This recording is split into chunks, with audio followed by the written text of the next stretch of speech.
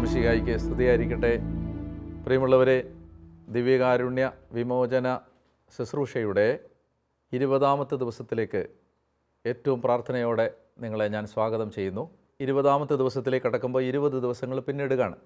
എന്ന് പറഞ്ഞാൽ 40 ദിവസം നീളുന്ന യാത്രയുടെ ഏതാണ്ട് പകുതി ദൂരം നമ്മൾ പിന്നിടുകയാണ്.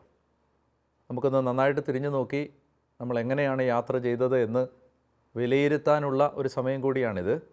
അതുകൊണ്ട് നമ്മൾ യഥാർത്ഥത്തിൽ നമ്മുടെ തീക്ഷ്ണത കൂടിയോ കുറഞ്ഞോ എങ്ങനെയായിരുന്നു 20 ദിവസങ്ങളെന്ന് നിങ്ങൾ തീർച്ചയായും ചിന്തിക്കണം. അത് നിങ്ങളുടെ പ്രാർത്ഥനയിൽ വെക്കണം. എന്നിട്ട് എവിടെയെങ്കിലും ഒരല്പം പുറകോട്ട് പോയി എന്ന് തോന്നുന്നെങ്കിൽ ഇനി ബാക്കി പകുതി ഒട്ടും തീക്ഷ്ണത കുറയാതെ മുന്നോട്ട് പോകാൻ നമ്മൾ ശ്രദ്ധിക്കുകയും ചെയ്യണം എന്ന് സ്നേഹത്തോടെ ഞാൻ നിങ്ങളെ ഓർമ്മിപ്പിക്കുകയാണ്. ഈ 20ാമത്തെ ദിവസത്തെ ചിന്തയ്ക്കായിട്ട് ഞാൻ എടുക്കുന്നത് ബൈബിളിലെ പലയിടങ്ങളിലായി ചിതറിക്കിടക്കുന്ന ഒരാശയമാണ്. പൈശാചിക ബലിപീഠങ്ങൾ തകർക്കണം എന്ന് പറയുന്ന ഒരു ആശയം. പൈശാചിക ബലിപീഠങ്ങൾ തകർക്കണം. ഇത് ഒറ്റപ്പെട്ട വാക്യങ്ങളിലല്ല, ഇതൊരാശയമായിട്ട് പലയിടങ്ങളിൽ ചിതറിക്കിടപ്പുണ്ട്. ഏറ്റവും പ്രധാനപ്പെട്ടത് കാനാൻ ദേശത്തേക്ക് ഇവർ പോകുന്ന സമയത്ത് ഇസ്രായേൽക്കാർക്ക് ദൈവം കൊടുത്ത ഒരു നിർദ്ദേശം എന്ന് പറയുന്നത് ഈ പൈശാചിക ബലിപീഠങ്ങൾ തകർക്കണം എന്ന് പറഞ്ഞ ഒരാശയമാണ്. എന്തുകൊണ്ടാണ് പൈശാചിക ബലിപീഠങ്ങൾ തകർക്കണം എന്ന് പറഞ്ഞത് എന്നതിനെക്കുറിച്ച് നമ്മൾ ആദ്യം നമുക്ക് ചിന്തിക്കാം. പ്രധാനമായിട്ടും ഞാൻ ഒരു വാക്യം വായിച്ചുകൊണ്ട് തുടങ്ങാം. നിയമാവർത്തന പുസ്തകത്തിൻ്റെ 12ാമത്തെ അധ്യായം, നിയമാവർത്തനം 12:2 മുതലുള്ള വാക്യങ്ങൾ. നിങ്ങൾ കീഴടക്കുന്ന ജനതകൾ ഉയർന്ന മലകളിലും കുന്നുകളിലും മരച്ചുവടുകളിലും തങ്ങളുടെ ദേവന്മാരെ ആരാധിച്ചിരുന്ന എല്ലാ സ്ഥലങ്ങളും നിശേഷം നശിപ്പിക്കണം. അവരുടെ ബലിപീഠങ്ങൾ തട്ടിമറിക്കണം. കണ്ടോ, അവരുടെ ബലിപീഠങ്ങൾ തട്ടിമറിക്കണം. സ്തംഭങ്ങൾ തകർത്ത് പൊടിയാക്കണം. അശേരാ ദേവതയുടെ ചിഹ്നങ്ങൾ ദഹിപ്പിക്കണം. ദേവന്മാരുടെ കൊത്തുവിഗ്രഹങ്ങൾ വെട്ടിമുറിച്ച് ആ സ്ഥലങ്ങളിൽ അവരുടെ നാമം നിർമ്മാർജ്ജനം ചെയ്യണം. പൈശാചിക ബലിപീഠങ്ങൾ തകർക്കണം എന്ന് പറയുമ്പോൾ നമ്മൾ മനസ്സിലാക്കേണ്ടത് ഈ പിശാചിന് പ്രവേശനമുള്ള വഴികൾ അടയ്ക്കണം. അതായത് നമ്മൾ ഉദ്ദേശിക്കുന്നത് എന്താണെന്ന് ഞാൻ വ്യക്തതയോടെ ഒന്ന് പറയാൻ ശ്രമിക്കുകയാണ്. നമ്മൾ ഈ കാനാൻ ദേശത്തെ ജനതകളുടെ ജീവിതത്തിൽ, ആ ജനതയുടെ ജീവിതത്തിൽ എങ്ങനെയാണ് ഈ പൈശാചിക ബലിപീഠങ്ങൾ അവരെ സ്വാധീനിച്ചിരുന്നത് എന്നറിഞ്ഞാലേ നമുക്ക് ഈ ഒരു വചനത്തിൻ്റെ ആഴം മനസ്സിലാവത്തുള്ളൂ. പ്രധാനമായും കാനാൻ ദേശക്കാർക്ക് പല ദേവന്മാരുണ്ടായിരുന്നെങ്കിലും പ്രധാനമായും അവരുടെ ദേവന്മാർ, ഒന്ന് ബാൽ ദേവൻ, രണ്ടാമത്തേത് അഷേര എന്ന് പറയുന്ന ദേവത, മൂന്നാമത്തേത് മൊളേക്ക് എന്ന് പറയുന്ന മറ്റൊരു ദേവൻ. ഇങ്ങനെ 3 പ്രധാനപ്പെട്ട ദേവന്മാരെയാണ്, അല്ലെങ്കിൽ നമ്മുടെ ഭാഷയിൽ പറഞ്ഞാൽ പൈശാചിക രൂപികളെയാണ് അവരാരാധിച്ചിരുന്നത്. എന്താണ് അവിടുത്തെ ആ പ്രശ്നം? ബാലിൻ്റെ ആരാധനയുമായി ബന്ധപ്പെട്ടും അഷേരായുടെ ആരാധനയുമായി ബന്ധപ്പെട്ടും ഉണ്ടായിരുന്ന വലിയൊരു പ്രശ്നമാണ് ഈ ക്ഷേത്ര വേശ്യകൾ ഉണ്ടായിരുന്നു. Temple prostitute. ഈ ഫെർട്ടിലിറ്റി കൾട്ട് എന്ന് പറയുന്ന ഒരു ആശയമുണ്ട്. അതായത് ഭൂമി വിളവ് നൽകണമെങ്കിൽ, അവരിങ്ങനെ വിശ്വസിച്ചിരുന്നു, ഭൂമി വിളവ് നൽകണമെങ്കിൽ, ഭൂമിക്ക് പ്രത്യുൽപാദന ശേഷി, പ്രൊഡക്ടിവിറ്റി ഉണ്ടാകണമെങ്കിൽ എന്തു ചെയ്യണം? ക്ഷേത്ര വേശ്യകളുമായി, അത് മെയിൽ പ്രോസ്റ്റിറ്റ്യൂട്ടും ഉണ്ട്, ഫീമെയിൽ പ്രോസ്റ്റിറ്റ്യൂട്ടും ഉണ്ട്, ആൺ വേശ്യകളും പെൺവേശ്യകളുമുണ്ട്. ക്ഷേത്രത്തോട് ബന്ധപ്പെട്ടിട്ടാണ്, ഈ പൈശാചിക ആരാധനകളുമായി ബന്ധപ്പെട്ടിട്ടാണ്. അപ്പോൾ അവരോട് ഈ പാപം ചെയ്ത്, ശാരീരികമായി പാപം ചെയ്ത് ഈ ഭൂമിയെ പ്രസാദിപ്പിക്കണം. അപ്പോഴാണ് ഭൂമി വിളവ് നൽകുന്നത്. ഇതായിരുന്നു അവരുടെ ചിന്ത. അതുകൊണ്ട് ഈ പൈശാചിക ആരാധന നടക്കുന്ന സ്ഥലങ്ങളുമായി ബന്ധപ്പെട്ട് ഒത്തിരി പാപം നടന്നിരുന്നു, തിന്മ നടന്നിരുന്നു. അതുകൊണ്ടാണ് കർത്താവ് പറയുന്നത് ആ ബലിപീഠങ്ങളെല്ലാം തകർക്കണം. എന്തുകൊണ്ടാണ് ആ ബലിപീഠം തകർക്കേണ്ടത്? ഒരു ബലിപീഠം ദൈവത്തിൻ്റെ ബലിപീഠമായി മാറുന്നത് ആ ബലിപീഠത്തിൽ നമ്മൾ ആരാധിക്കുമ്പോൾ നമ്മളെ പരിശുദ്ധരാവാൻ ആ ബലിപീഠം സഹായിക്കുമ്പോഴാണ്. ഞാൻ ഒന്നുകൂടെ പറയാം. ഒരു ബലിപീഠം ദൈവത്തിൻ്റെ ബലിപീഠമായി മാറുന്നത് ആ ബലിപീഠത്തിൽ ആരാധിക്കുന്ന നമ്മളെ കൂടുതൽ പരിശുദ്ധരാവാൻ ആ ബലിപീഠം സഹായിക്കുമ്പോഴാണ്. ഇപ്പം നമ്മൾ പലയിടങ്ങളിലും ഒരുപാട് ഭക്തരായ ആളുകളെ കാണുന്നുണ്ട്. അവർ ഭക്തരാണ്, പക്ഷേ അവരുടെ ഭക്തിയെല്ലാം എന്തിനാണ്? കൂടുതൽ കൊള്ളലാഭം ഉണ്ടാക്കാൻ, കൂടുതൽ മറ്റുള്ളവന് അവകാശമായിരിക്കുന്ന കാര്യങ്ങൾ പിടിച്ചെടുക്കാൻ, അല്ലെങ്കിൽ അധികാരം കിട്ടാൻ, രാഷ്ട്രീയമായ അധികാരങ്ങൾ സ്ഥാപിക്കാൻ, നമ്മൾ വലിയ ആളുകളായി മാറാൻ, ബിസിനസ് മെച്ചപ്പെടാൻ എന്ന് പറഞ്ഞാൽ അക്രമം, അഴിമതി, അനീതി, കുതികാൽ വെട്ട്, കള്ളത്തരം ഇതൊന്നും അവസാനിപ്പിക്കാതെ അനുഗ്രഹങ്ങൾ കിട്ടാൻ പലവിധമായ പൂജകളും പലവിധമായ ആരാധനകളുമൊക്കെ നടത്തുന്ന ആളുകളെല്ലാം ആത്യന്തികമായി ആരാധിക്കുന്നത് ദൈവത്തെയല്ല, പിശാചിനെയാണ്. അപ്പോൾ അതുകൊണ്ട് ഈ ബലിപീഠങ്ങളുടെ പ്രശ്നം, ഈ ബലിപീഠങ്ങൾ അവരെ വിശുദ്ധരാക്കിയില്ല, അശുദ്ധരാക്കി. തങ്ങളെ തന്നെ മ്ലേച്ഛത നിറഞ്ഞ മനുഷ്യരാവാനാണ് ഇത് അവരെ പ്രേരിപ്പിച്ചത്. അതുപോലെ തന്നെ മൊളേക്ക്, ബെൻഹിന്നോം താഴ്വരയിലെ മൊളേക്കിൻ്റെ തോഫത്ത് എന്ന് പറയുന്ന ആ സ്ഥലത്ത് മൊളേക്കിൻ്റെ വലിയൊരു വിഗ്രഹം, അതിൻ്റെ 2 കൈയും വലിയ കൈയാണ്. ആ കയ്യിൽ അതിൻ്റെ അടിയിൽ തീയിട്ട് പഴിപ്പിച്ച് അതിൻ്റെ മുകളിൽ കുഞ്ഞുങ്ങളെ വെച്ച് കത്തിച്ച് കളയുമായിരുന്നു. കുട്ടികൾ കരയുന്നത് കേൾക്കാതിരിക്കാൻ ഡ്രം അടിച്ച് ശബ്ദമുണ്ടാക്കുമായിരുന്നു. അപ്പോൾ എന്ന് പറഞ്ഞാൽ കിരാതമായ, ഹീനമായ, ക്രൂരമായ നടപടിക്രമങ്ങൾ നടന്നിരുന്ന ബലിപീഠങ്ങളാണിതെല്ലാം. അതുകൊണ്ടാണ് കർത്താവ് പറയുന്നത്, നിങ്ങൾ കാനാൻ ദേശത്ത് ചെന്ന് കഴിയുമ്പോൾ അവരുടെ ബലിപീഠങ്ങളെല്ലാം തകർത്ത് കളയണം. എന്താണ് നമുക്ക് ഈ ഭാഗത്തു നിന്ന് എടുക്കേണ്ട ആശയം? നമ്മുടെ ജീവിതത്തിൽ നമ്മളോ നമ്മുടെ മാതാപിതാക്കളോ പൂർവികരോ പിശാചിന് ബലിപീഠം തീർത്തിട്ടുണ്ടോ എന്ന് നമ്മൾ പരിശോധിക്കണം. പിശാചിന് എങ്ങനെയാണ് ബലിപീഠം തീർക്കുന്നത്? ഒന്ന്, വിഗ്രഹാരാധന, അല്ലെങ്കിൽ ഇതുപോലെ പൈശാചിക ആരാധന, സാത്താൻ സേവ, ബ്ലാക്ക് മാസ്, കടമറ്റത്ത് സേവ, കൂടോത്രം, മന്ത്രവാദം, ആഭിചാരം, ഇങ്ങനെയൊക്കെയുള്ള എല്ലാ കാര്യങ്ങളിലും സാത്താന് ബലിപീഠം പണിയുകയാണ്. അതുപോലെ സമ്പത്ത് തട്ടിയെടുക്കുക, കൊലപാതകം, ഭ്രൂണഹത്യ, വൈദിക ഹത്യ, ഗുരുഹത്യ, ഇങ്ങനെയെല്ലാം ഉള്ള സ്ഥലങ്ങളിൽ അവിടെ ഒരു പിശാചിന് ബലിപീഠം പണിയാണ്. വ്യഭിചാരം, അശുദ്ധി, ദുർനടപ്പ്, സ്വവർഗഭോഗം, മൃഗഭോഗം, സ്വയംഭോഗം, ഇവിടെയെല്ലാം പിശാചിന് ബലിപീഠം പണിയുകയാണ്. അപ്പോൾ വചനം പറയുകയാണ്, നമ്മൾ ഓർമ്മിപ്പിക്കുകയാണ്, പരിശുദ്ധ കുർബാന എന്ന യഥാർത്ഥ സത്യദൈവത്തിൻ്റെ ബലിപീഠത്തിലേക്ക് വരുന്ന എല്ലാ മനുഷ്യരും പിശാചിൻ്റെ ബലിപീഠങ്ങൾ തകർക്കണം. എന്ന് പറഞ്ഞാൽ പാപത്തിൻ്റെ ബലിപീഠങ്ങൾ തകർക്കണം, അശുദ്ധിയുടെ ബലിപീഠങ്ങൾ തകർക്കണം.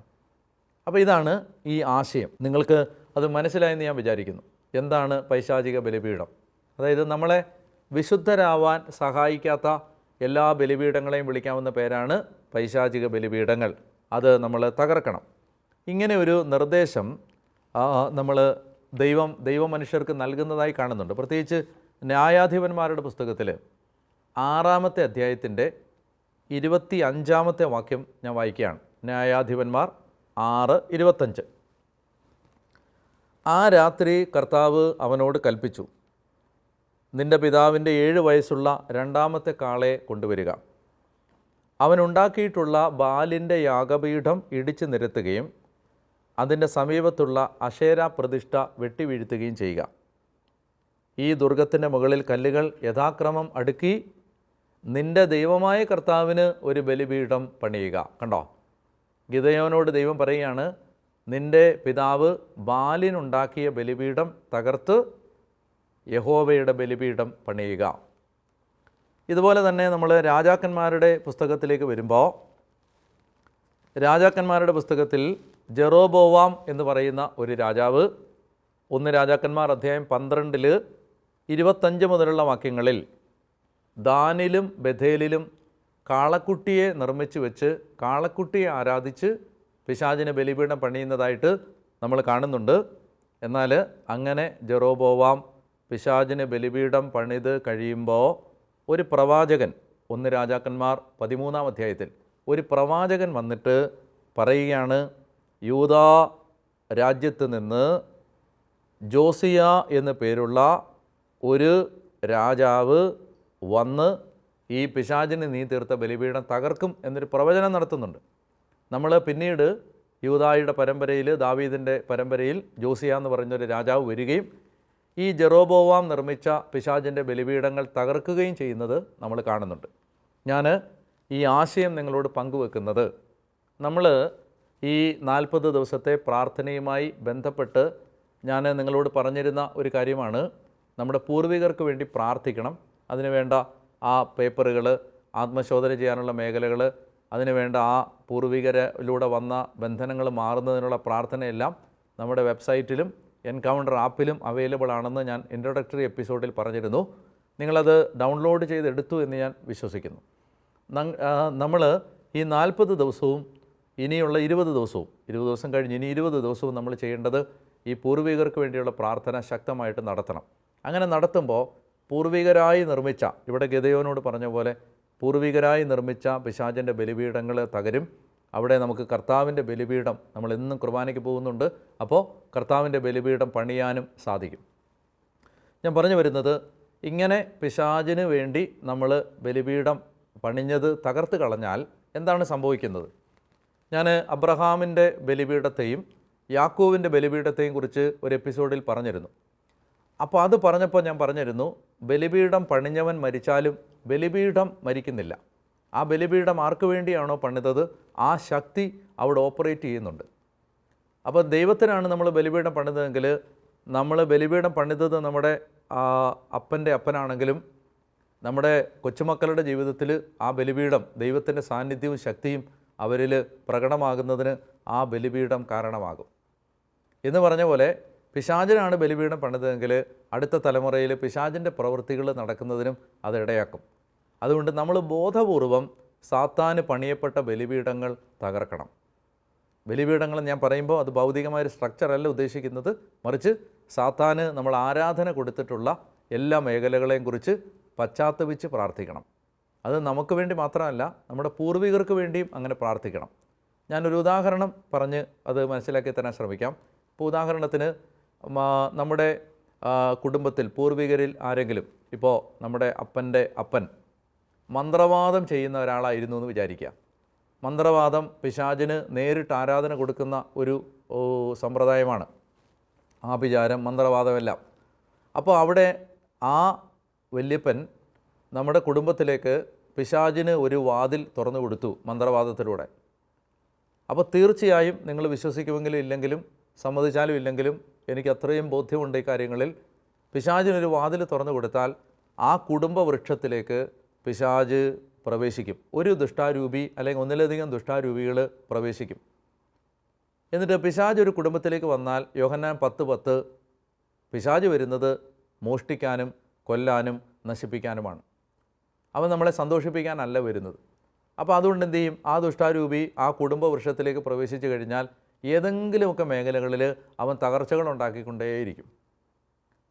അപ്പോൾ നമ്മൾ എന്തു ചെയ്യണം? ജോസിയായെ പോലെ, അല്ലെങ്കിൽ ഗിദെയോനെ പോലെ, അല്ലെങ്കിൽ മോശ പറഞ്ഞ പോലെ കാനാൻ ദേശത്ത് പ്രവേശിച്ച ഇസ്രായേൽ മക്കളെ പോലെ ആ പൈശാചിക ബലിപീഠം തകർക്കണം എന്ന് പറഞ്ഞാൽ നമ്മൾ യേശുക്രിസ്തുവിൻ്റെ നാമത്തിൽ മാപ്പ് ചോദിക്കണം. ഇപ്പോൾ ഉദാഹരണത്തിന് ഞാൻ നേരത്തെ പറഞ്ഞ പോലെ നമ്മുടെ ആരുടെയെങ്കിലും ഗ്രാൻഡ് ഫാദർ പിശാചിനെ ആരാധിക്കുന്ന അല്ലെങ്കിൽ മന്ത്രവാദം ചെയ്യുന്ന ഒരാളായിരുന്നു എന്ന് വിചാരിക്കുക, അല്ലെങ്കിൽ കൊലപാതകം ചെയ്തിട്ടുണ്ടെന്ന് വിചാരിക്കുക, അല്ലെങ്കിൽ അനേകം ഭ്രൂണഹത്യകൾ, അബോർഷൻസ് നമ്മുടെ കുടുംബങ്ങളിൽ നടത്തിയിട്ടുണ്ടെന്ന് വിചാരിക്കുക. പ്രിയപ്പെട്ടവരെ, നിങ്ങൾ സമ്മതിച്ചാലും ഇല്ലെങ്കിലും ഇങ്ങനെയുള്ള പാപങ്ങൾ നടക്കുമ്പോൾ പിശാചിന് ഒരു വാതിൽ തുറക്കപ്പെടും. അപ്പോൾ ആ കാര്യം നമ്മൾ അനുദപിച്ച് പ്രാർത്ഥിക്കണം. നമ്മുടെ കാര്യമാണെങ്കിൽ നമുക്ക് കുമ്പസാരക്കൂട്ടി പറഞ്ഞ് പ്രാർത്ഥിക്കാം. മാതാപിതാക്കളുടെയും പൂർവികരുടെയും കാര്യമാകുമ്പോൾ അവർ ചിലപ്പോൾ മരിച്ചു പോയിട്ടുണ്ടാവും. അവർക്ക് വേണ്ടി ജീവിച്ചിരിക്കുന്നവർ മാപ്പ് ചോദിച്ച് പ്രാർത്ഥിക്കണം. ഇത് വളരെ പ്രധാനപ്പെട്ടൊരു കാര്യമാണ്. കർത്താവിനോട് മാപ്പ് ചോദിച്ച് പ്രാർത്ഥിക്കണം. അങ്ങനെ വന്ന തെറ്റ്, അതിൻ്റെ ഉത്തരവാദിത്വം ഞങ്ങളുടെ കുടുംബം ഏറ്റെടുക്കുന്നു, ഞങ്ങൾ കർത്താവിനോട് മാപ്പ് ചോദിക്കുന്നു, ഞങ്ങൾ മന്ത്രവാദം, ആഭിചാരം, ക്ഷുദ്രം, കൂടോത്രം തുടങ്ങിയവയിലൂടെ പിശാചിന് വാതിൽ തുറന്നു കൊടുത്തതിന് മാപ്പ് ചോദിക്കുന്നു. ഇങ്ങനെ പ്രാർത്ഥിച്ചിട്ട് യേശുവിൻ്റെ നാമം ഉച്ചരിച്ച്, യേശുവിൻ്റെ രക്തം തളിച്ച്, അതെങ്ങനെയാണ്? അതെല്ലാം നമ്മുടെ നാവ് കൊണ്ടാണ് നമ്മൾ ചെയ്യുന്നത്. എങ്ങനെയാണ്?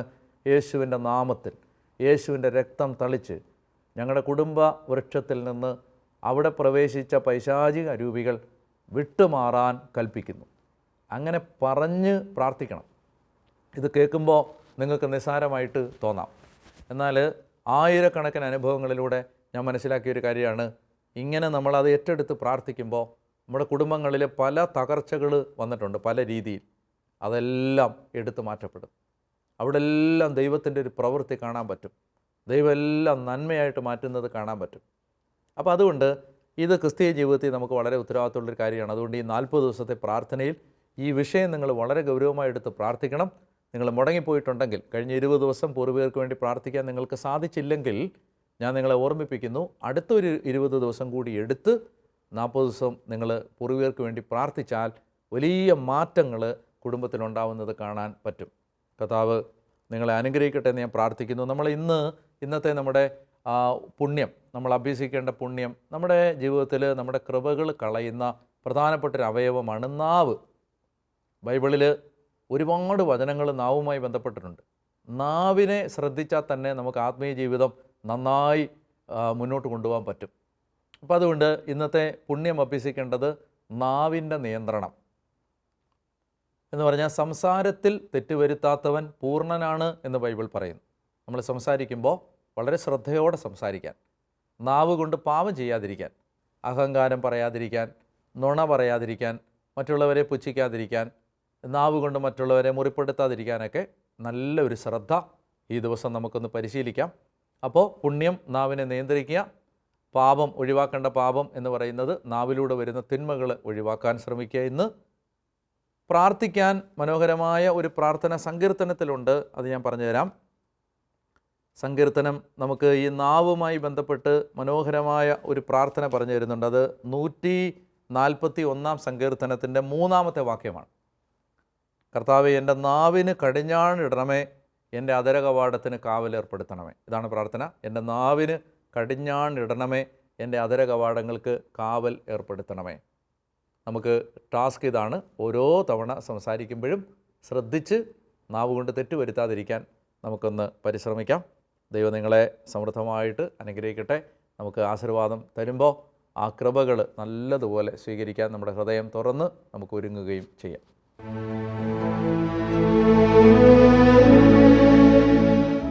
പരിശുദ്ധ പരമാധികാരുണ്യീശോയ്ക്ക് നേരവും ആരാധനയും സ്തുതിയും പുകഴ്ചയും ഉണ്ടായിരിക്കട്ടെ. ഇന്നത്തെ ആരാധനയിൽ പ്രിയമുള്ളവരെ, നമ്മുടെ പൂർവികരെ നമുക്ക് പ്രത്യേകം ഓർത്ത് പ്രാർത്ഥിക്കാം. ശുദ്ധീകരണ സ്ഥലത്തായിരിക്കുന്ന നമ്മുടെ കുടുംബങ്ങളിൽ നിന്ന് മരിച്ചുപോയവരെ ഈ ആരാധനയിലേക്ക് നമുക്ക് ചേർത്ത് വെക്കാം. ഈശോയുടെ പരിശുദ്ധ കുരിശിൻ്റെ മുമ്പിൽ, കർത്താവിൻ്റെ പരിശുദ്ധ ശരീരത്തിൻ്റെ മുമ്പിൽ, ദൈവമേ, ഞങ്ങളുടെ പൂർവികർ ചെയ്തു പോയ പാപങ്ങളും ബലഹീനതകളും, കർത്താവെ, ഞങ്ങളുടെ പൂർവികർക്ക് വന്നുപോയ പിഴകളും കർത്താവെ നീ ക്ഷമിക്കണമേ എന്ന് ഞങ്ങൾ പ്രാർത്ഥിക്കുന്നു. ഞങ്ങളുടെ കുടുംബാംഗങ്ങളിൽ പൂർവികരിൽ ആരെങ്കിലും ഏതെങ്കിലും തലമുറയിൽ സാത്താന് ബലിപീഠങ്ങൾ നിർമ്മിച്ചിട്ടുണ്ടെങ്കിൽ, കർത്താവെ, കുടുംബത്തിൻ്റെ പ്രതിനിധികളായി നിന്ന് ഞങ്ങൾ അങ്ങയോട് മാപ്പ് ചോദിക്കുന്നു. കർത്താവെ, ഈ ദിവ്യകാരുണ്യ ശുശ്രൂഷയിൽ പങ്കെടുക്കുമ്പോൾ, അങ്ങയെ ആരാധിക്കുമ്പോൾ എല്ലാ പൈശാചിക ബലിപീഠങ്ങളും ഞങ്ങളുടെ കുടുംബങ്ങളിൽ നിന്ന് തകർന്ന് ഇല്ലാതാവട്ടെ. ദൈവത്തിന് ബലിപീഠം പണിയട്ടെ എന്ന് ഞങ്ങൾ പ്രാർത്ഥിക്കുന്നു. കർത്താവെ, പൂർവികരുടെ ജീവിതത്തിൽ വന്നുപോയ കുറവുകൾ കർത്താവ് കരുണ കാണിച്ച് ഞങ്ങളെ അനുഗ്രഹിക്കണം എന്ന് പ്രാർത്ഥിക്കുന്നു. നമ്മൾ ഈ പരിശുദ്ധ കുർബാനയുടെ ആശീർവാദം സ്വീകരിക്കുമ്പോൾ, പ്രിയപ്പെട്ടവരെ, ഈ ആശീർവാദം നമ്മുടെ കുടുംബങ്ങളിൽ നിന്ന് മരിച്ചുപോയ എല്ലാവർക്കും വേണ്ടി നമുക്ക് കാഴ്ചവെക്കാം. അവരുടെ ജീവിതം കർത്താവിൻ്റെ മുമ്പിൽ അവരുടെ ആത്മാവ് വിശുദ്ധീകരിക്കപ്പെട്ട് ഈശോയോട് ചേർന്ന് അവർ നിത്യമായി അനുഗ്രഹിക്കപ്പെടുന്നതിന് ഈ ആശീർവാദം കാഴ്ചവെച്ച് പ്രാർത്ഥിക്കുകയും ചെയ്യാം.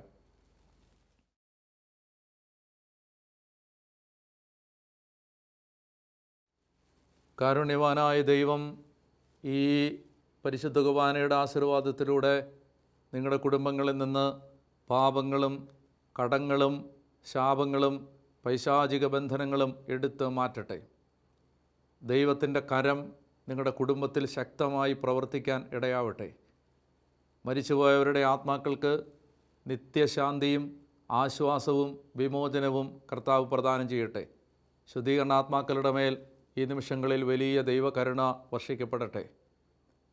കർത്താവിൻ്റെ നിരവധിയായ അനുഗ്രഹങ്ങൾ കുടുംബങ്ങളിൽ കടന്നു വരുന്നതിന് തടസ്സമായി നിൽക്കുന്ന സകല ബന്ധനാവസ്ഥകളും യേശുവിൻ്റെ നാമത്തിൽ മാറിപ്പോകട്ടെ. കർത്താവ് നിങ്ങൾക്ക് അനുഗ്രഹവും സമാധാനവും ഐശ്വര്യവും നൽകട്ടെ, ഇപ്പോഴും എപ്പോഴും എന്നേക്കും. ആമേൻ. പരിശുദ്ധ പരമദിവ്യകാരുണ്യേശോയ്ക്ക് എന്നേരവും ആരാധനയും സ്തുതിയും പുകഴ്ചയും ഉണ്ടായിരിക്കട്ടെ.